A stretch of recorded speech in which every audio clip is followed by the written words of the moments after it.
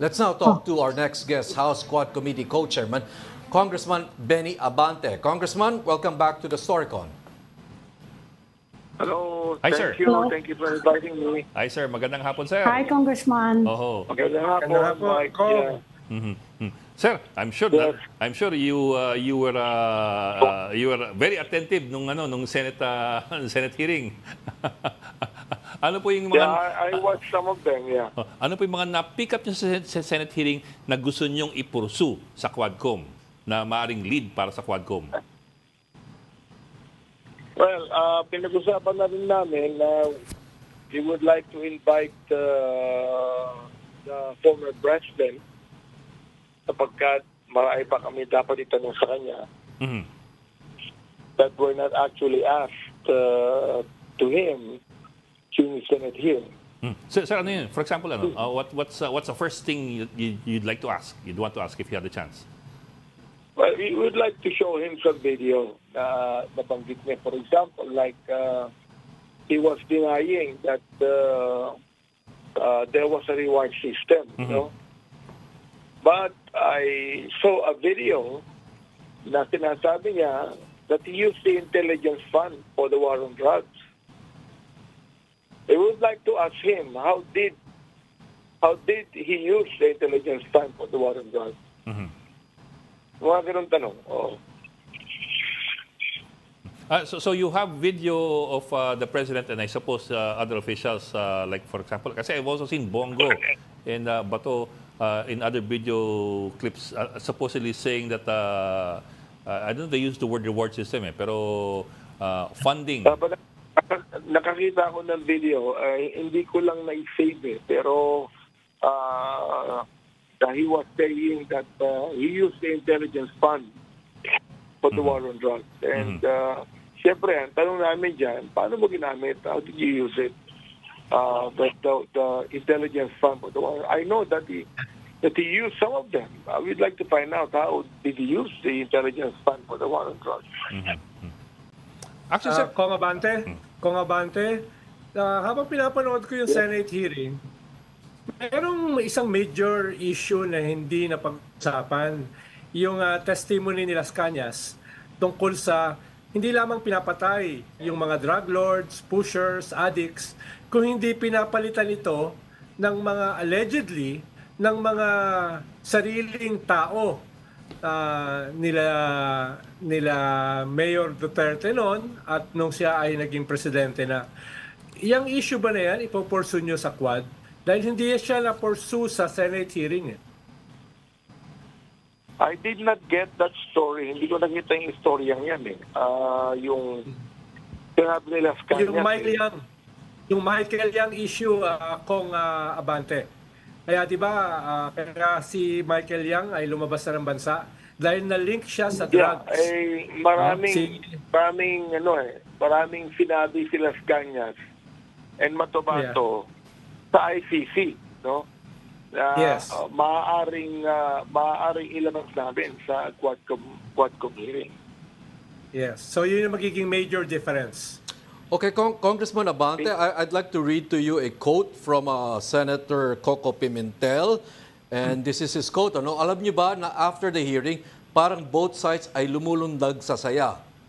Ellipsis. Ibig sabihin nun, nagampanan natin yung papel natin at naging fair na chairman. Comment po. What can you say about how the Senate committee conducted that hearing? Well, there was only one senator that actually asked the real questions, and that is Senator Rizon Tiveros. The others naman, hindi naman talaga nag-ask ng question. For example, like yung mga senator na nanggaling kay former president, hindi naman sila nag-ask ng question. In fact, the Senator Bato was quite defensive. He would answer the allegations of the witnesses at nagiging defensive siya. But he never asked a question to the former president. Talagang nagtanong lang sa former president, isa lang Wala namang iba. Oo, yung isang senator dyan, nagbiro pa si dating Pangulo. Pero they were, sa akin the other senators were actually timid in asking questions. Okay. Congressman, ano po yung tingin nyo na si Senator Bato and Senator Bongo, who are being implicated in anomalies dun sa war on drugs, are asking questions doon sa appearance ni former President Duterte sa Senado? Hindi ba sila naman Senator Bato, ina-explain lang nila yung ginawa when they were when example, like when Bato was the chief of police of Davao City, when he was the Director General of the Philippine National Police. Sinasabi lang niya yung mga ginawa niya noon, no? But actually, he did not even reveal anything. Wala naman siya reveal. Yung pa dating Pangulo nag-reveal sa kanila na sila ay miyembro. For example, like Bato was a member of the DDS. Tingin mo kung Abante, bakit ganun yung kondukta ng mga senador? Sabi nyo nga, isa lang talaga yung nagbigay ng mga seryosong mga tanong. Yung si Bato, si Robin Hood Padilla at saka si Bongo, medyo expected. Pero may 4 na senador doon na miyembro ng administration. Tapos very deferential sila at hindi lang deferential, sabi nyo nga, nagbibiro pa. Bakit kaya ganun ang kanilang kondukta? Mga miyembro sila ng administrasyon. Unlike Risa Ontiveros na oposisyon. Out of deference to the former president o kaya naman talagang hindi sila handa magtanong. Sa amin sa Quadcom, pag siya inibita namin, handa kami magtanong. Marami kami ipapakitang video na mga salita niya. We're very much prepared for that. Kaya gustong-gusto namin siya imbitahan kapag talagang tatanungin namin siya. He's not going to get the microphone and be the one to speak, no? No. He will be there to ask. He will be there to answer questions of the Quadcom. Pero Kong, is there any Congressman, meron ba indication kayong that he will? may formal invitation ba kayo? Kasi you have a standing invitation to him na hindi naman pinapansin. Pero ngayon, after he appeared before the Senate, meron ba kayong formal invitation at ipe-pursue niyo ba yan para, well, to persuade him na humarap din siya sa Quadcom? Kasi may kumakalat po ngayon na, baka chismis lang yun, na mukhang nakahanda nga siyang humarap sa inyo, pero I think you will need to send him a formal invitation.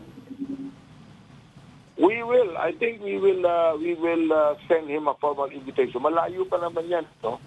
That would be November 7. So, there's still time.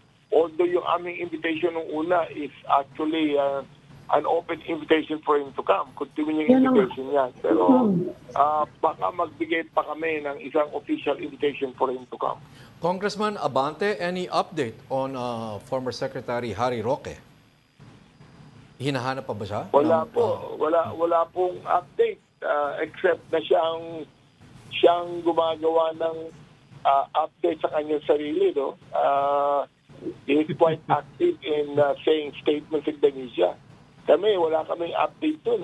We're continuing on in looking for him and inviting him to come and attend the Quadcom hearing. Is there Imbis na magtago siya, lumabas na lang siya. Is there an active search for Secretary Roque, Mr. Abante, Congressman Abante?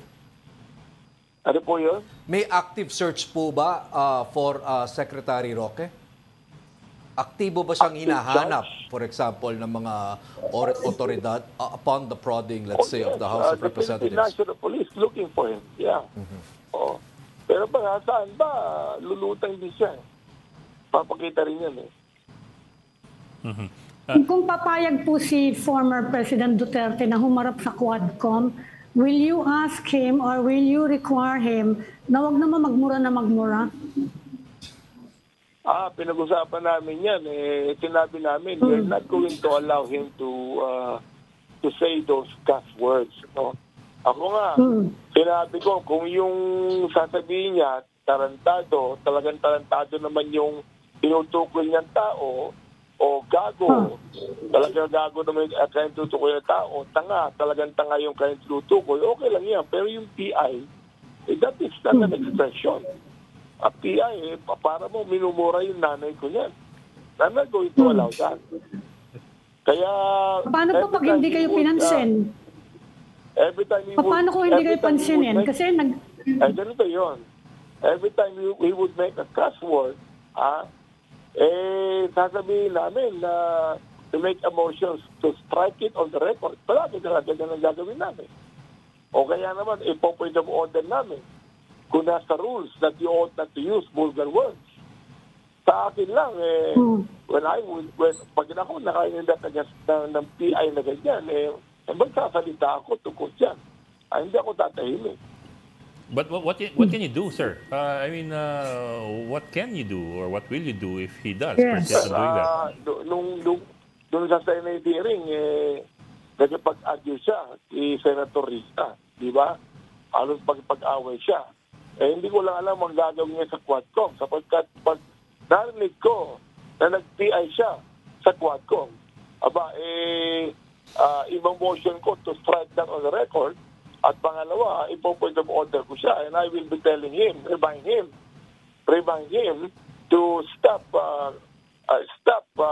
cussing us, stop using the word PI. Yes, sir. Yes, sir. Pero, sir, point of order is it's a very technical thing. I mean, you make a point of order that just stops everything for a moment and then you go back to normal. I mean, what exactly will it do if you keep on saying point of order, Mr. Chairman? It will not necessarily stop you. Sorry, let me put it this way, sir. There are those who say na in the Senate hearing, the former president effectively took control of a lot of portions of the hearing. He had a long, lengthy platform to say his piece. How will it be different if he does appear in your Quadcom? How will you make sure that you're in control of the hearing? Sa akin, yung pang, let's just cross the bridge when we get there, no? Pero ako, sinabi ko na yan, number one, I'm not going to allow him to take control of the situation. Number two, I'm not going to allow him to use the word PI. Ano man ang mangyari, we're not going to allow that. Magalit na siya kung magalit. Gusto niya magalit. But we're not going to allow that. Pero ano pong magagawa niya? Hindi niya naman siya magagag. He actually apologized to Senator Risa Hontiveros and then he went on using PI. And he called it sensitive. Di naman niya pwede siyang busalan na gano'n. Di baliwala yung tanungan niya, yung Q&A niya pag binusalan niya. Ano pong magagawa? Short of dragging him away from the session. Oo. Paano, ano kaya pwedeng gawin doon? Titanan natin kung ano magagawa natin doon. Pero palagay ko sa akin, I will definitely not allow him to use the word PI. Congressman, a witness, we've seen witnesses lesser than a former president cited for contempt, for example, or even put under detention. I mean, do you see things heading that way if things get out of control, for example? We can cite anybody who is a witness or a source person in contempt. But we are thinking to accord the president all the respect that he would like to give him. We are not going to set him in contempt. Hindi kami gagawin yan. Okay. Siguro, pag magkakaroon lang kami ng debate tungkol sa paggamit niya ng PI. Congressman, yung balak niya imbitahin si former president, pwede rin ba, iniisip niyo rin ba to set aside interparliamentary courtesy at gusto niyo na rin bang imbitahin si Senator Bato at si Senator Bongo? Formal invitation. We have extended the invitation for them to come. Pero alam mo naman, sinabi ni Senate President Chis Escudero na he's not going to allow them to come to our hearing, no? Ako, I am very much charged to invite Senator Bato de la Rosa for the hearing because he has been saying things in the media Kung ano sinasabi niya sa media. Sabihin niya sa amin ngayon, under oath siya. Sabihin niya sa amin. Kung Abante, sabi nyo nga kanina, ay ibibigay nyo sa former president all the respect as a former president. Pero paano kung yung institusyon naman ng Kongreso ang ayaw niya irespeto? Halimbawa, pag minumura na niya, hindi lamang kayo, kundi yung Kongreso mismo. Ibig sabihin, may limits ba yung pagbigay niyo ng respeto sa kanya as a former president? Kung talagang bababuhin niya yung Kongreso? There is no limit to give him respect as a former Philippine president. But there's no limit for us to rebuke him sternly for what he's trying to say. Palagay ko naman, makikita niya kapag kami nire-rebuke na siya sternly and ask him to stop doing that. Palagay ko naman, makakahalata naman siya. Hindi naman siya tao na dumb, hindi naman siya tao na hindi niya maharagta ang ginagawa sa kanya. Okay. Congressman, sabi niya, kung hindi daw siya bastos at walang hiya, baka daw hindi siya naging presidente. Paano kung ganun yung takbo nung...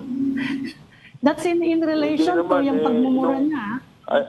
I remember when he was actually campaigning, wala akong narinig masyadong mura sa kanya.